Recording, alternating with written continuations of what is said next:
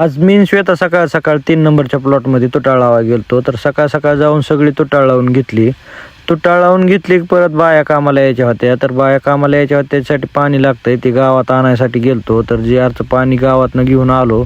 तिथून पुढं आपल्याला 3 नंबर जेव्हा तुटाळ लावली होती त्याच्यावर पाणी लावायचं होतं. तर मोटर चालू करून घेतली, त्याच्यावर पाणी लावलं. पाणी लावून घेतलं की परत आपल्याला निडव्याला उद्या बेसळ टाकायचा आहे. त्याची यादी करायसाठी गावात गेलतो. तर यादी करून परत घरी आलो. यादी करून झाल्यावर परत आपल्याला पाणी लावलेल्या प्लॉटला 13-40-13 आणि मॅग्नेशियम सोडायचं होतं. तर त्याला 13-40-13 आणि मॅग्नेशियम सोडून घेतलं.